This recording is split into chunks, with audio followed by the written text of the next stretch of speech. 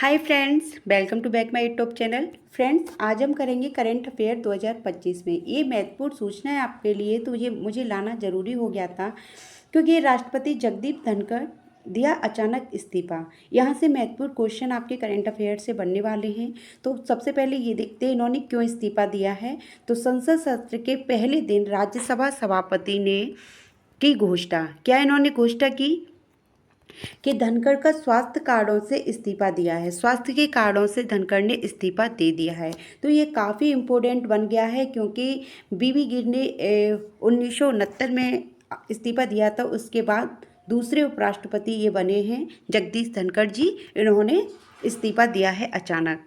ठीक है, तो इनसे संबंधित जो भी क्वेश्चन बनेंगे वो हम अपने देखते हैं। तो ये हैं आपके जगदीश धनखड़। इनका पहले हम डिटेल में देख लेते हैं। इन्होंने पेपर की ये कटिंग है, इन्होंने क्या अपनी घोषणा की है। ठीक है, इसे देखने के बाद हम देखते हैं अपने क्वेश्चन के हमारे लिए कौन कौन से क्वेश्चन इंपॉर्टेंट होंगे करेंट अफेयर से लेकर।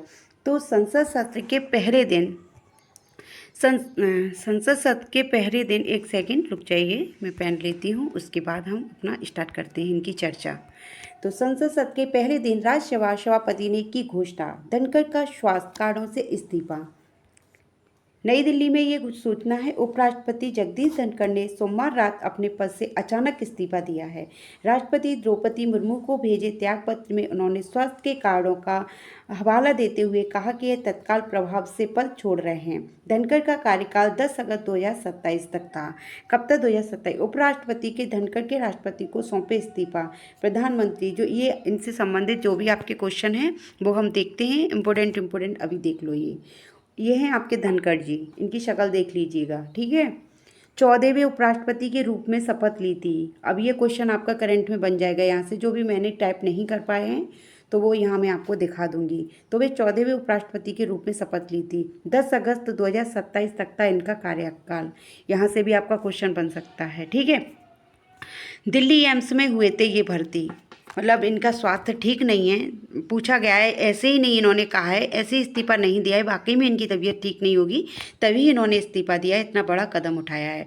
तो उपराष्ट्रपति जो हमारे थे ये कहाँ एडमिट थे? जगदीश धनखड़ 25 जून को उत्तराखंड के एक कार्यक्रम में थे। इसी दौरान उनको तबीयत अचानक खराब हो गई। धनखड़ 9 मार्च 2025 को अचानक सीने में दर्द की शिकायत एम्स दिल्ली में भर्ती कराया गया था। इस्तीफे में भी उन्होंने स्वास्थ्य देखभाल की प्राथमिकता को देने का हवाला दिया है। ठीक है, तो ये भी आपको कारण पता चल गया होगा कहाँ कैसे इनको यूं ही ये बातें नहीं बना रहे हैं, इन्हें प्रॉब्लम है तभी इन्होंने इस्तीफा दिया है। आगे क्या है? अगर राष्ट्रपति इस्तीफा स्वीकार कर लेती तो उपराष्ट्रपति का पद रिक्त हो जाएगा। इसके बाद चुनाव किया जाना अनिवार्य होगा। हालांकि संविधान में इसके लिए कोई समय सीमा निर्धारित नहीं है जैसे कि राष्ट्रपति के लिए 6 महीने में, लेकिन आमतौर पर यह जितनी जल्दी हो सके किया जा सकता है। पद खाली रहने पर राज्यसभा के उपसभापति सदन की कार्यवाही का संचालन करती है। ये आप लोग संविधान में पढ़े हुए हैं कि पद खाली हो जाता है तो इनका पद को कौन संभालता है। तो यहाँ से भी क्वेश्चन आपका बन जाता है। राज्यसभा के उपसभापति सदन के कार्यवाही का संचालन करते हैं। चुनाव की प्रक्रिया क्या क्या होती है? उपराष्ट्रपति का चुनाव संसद के दोनों सदन जैसे लोकसभा और राज्यसभा के सदस्यों द्वारा किया जाता है। ठीक है, ये चुनाव आनुपातिक प्रतिनिधित्व प्रणाली के अनुसार सिंगल ट्रांसफॉर्मेशनल वोट द्वारा होता है।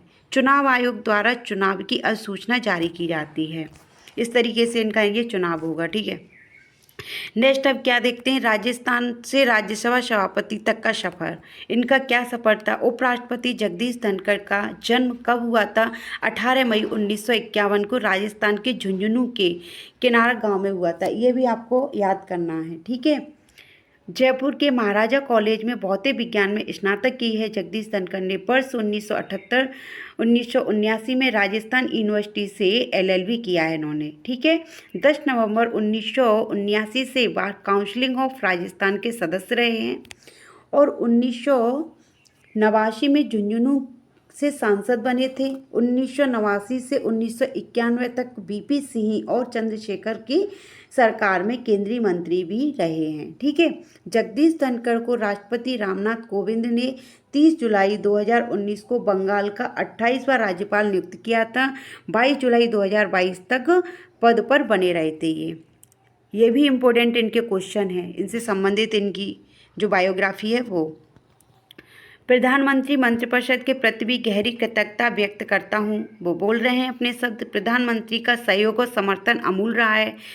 तो ये हमारे लिए इम्पोर्टेंट नहीं है, इनकी जो ये चर्चा हैं जो हमारे लिए ये इम्पोर्टेंट थी वो हम आप लोगों को बता चुके हैं। ये कुछ कुछ चीज़ें हैं जो आप लोग अपने नोट कर लीजिएगा। ये मैंने PDF में नहीं बना पाई हैं, ये पेपर के द्वारा ही मैं आप लोगों को बता रही हूँ, ठीक है।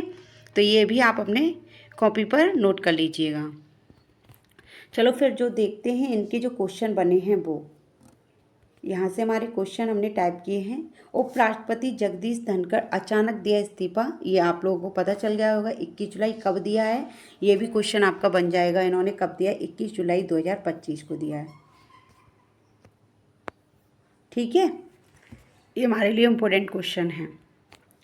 नेक्स्ट क्या इम्पोर्टेंट हमारे लिए है, ये संविधान अनुच्छेद 67A के तहत तत्काल प्रभाव से उपराष्ट्रपति पद से इस्तीफा दिया है। कौन सा संविधान है, अनुच्छेद 67A के तहत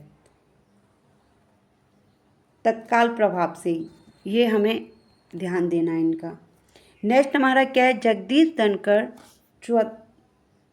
74वें ये धनखड़ 74 ये नहीं, अगस्त 2022 में पद इन्होंने संभाला था और इनका कार्यकाल कब पूरा हो रहा था, 2027 में पूरा हो रहा था, पर लेकिन उन्होंने अभी इस्तीफा दे दिया है, इनका कार्यकाल पूरा नहीं हुआ है। यहाँ से हमारा क्वेश्चन बनेगा। अब नेक्स्ट क्या हमारा क्वेश्चन है, कार्यकाल में इस्तीफा देने वाले बीबी गिर के बाद ये दूसरे उपराष्ट्रपति हैं। कौन, जगदीश धनखड़ दूसरे उपराष्ट्रपति, बीबी गिर पहले हैं, अचानक इस्तीफा दिया है इन्होंने भी। बीबी गिर 20 जुलाई 1969 में इस्तीफा दिया था। उनका कारण क्या था, बीबी गिर का निर्दलीय उम्मीदवार के तौर पर राष्ट्रपति का चुनाव लड़ने के लिए इन्होंने इस्तीफा दिया था। कि इन्होंने, बीबी गिर ने, कब, 20 जुलाई 1969। और ये जगदीश धनखड़ जी आपके हैं, वो दूसरे उपराष्ट्रपति बन चुके हैं। उन्होंने इस्तीफा आपको कब दिया है ये हम बता चुके हैं, ठीक है। नेक्स्ट ये क्वेश्चन हमारा क्या बन जाता है इनसे रिलेटेड, कि जस्टिस वर्मा को हटाने के लिए संविधान अनुच्छेद 217 AB 218 हुए 124(4) और जांच अधिनियम 168 की धारा 31B के तहत प्रस्ताव को नोटिस 50 सदस्यों से ज़्यादा हस्ताक्षर किए हैं। अब हम ये देखते हैं कम से कम हस्ताक्षर कितने होने चाहिए, तो ये भी क्वेश्चन हमारे लिए इम्पोर्टेंट बन जाता है। इनके तो 50 सदस्यों से ज़्यादा हस्ताक्षर किए हैं। नेक्स्ट क्या है, लोकसभा अध्यक्ष ओम बिरला को सौंपे गए नोटिस पर 152 सदस्यों के हस्ताक्षर हैं। लोकसभा में ओम बिरला, लोकसभा अध्यक्ष कौन है आपकी, ओम बिरला जी हैं। तो उनको सौंपे गए नोटिस में 152 सदस्यों के हस्ताक्षर हैं, ठीक है।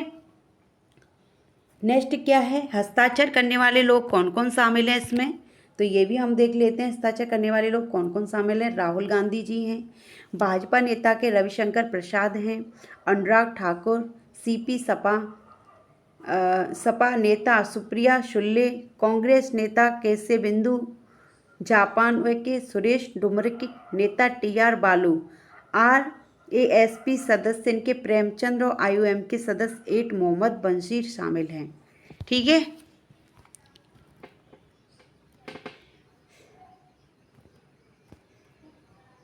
तो इस तरीके के इन लोगों के हस्ताक्षर हैं। नेक्स्ट हमारा क्या है, प्रस्ताव जो अभी पूछे जा सकता है क्वेश्चन, कि जो ये प्रस्ताव दोनों सदनों से पारित होता है, जरूरी एक भी सदन गिरने पर प्रस्ताव नष्ट हो जाएगा। लोकसभा और राज्यसभा, लोकसभा एंड राज्यसभा दोनों सदनों में ये पारित होगा। दोनों सदन आपकी कौन से होते हैं, लोकसभा और राज्यसभा, ठीक है फ्रेंड्स। राज्यसभा दोनों सदनों में ये पारित होगा, और पर लेकिन एक भी की अनुमति नहीं होगी, एक भी प्रस्ताव निरस्त कर सकता है। तो ये अनुमति ना होने पर ये प्रस्ताव निरस्त भी हो जाएगा, ठीक है। नेक्स्ट इनका क्या था, लोकसभा के कितने सदस्य होने चाहिए, 100 सदस्य होने चाहिए, और राज्यसभा में 50 सदस्यों के हस्ताक्षर होना जरूरी है। तो ये जरूरी बात कही गई है, अगर इतने लोग हस्ताक्षर नहीं करेंगे तो ये प्रस्ताव को मंजूरी नहीं मिलती है। तो आप लोग यहाँ देख चुके हो, यहाँ पे तो 100 सदस्य होने चाहिए, पर लेकिन यहाँ कितने लोगों ने हस्ताक्षर किए हैं आपके, ये भी आप लोग देख लीजिएगा, यहाँ कितने लोगों ने हस्ताक्षर किए हैं।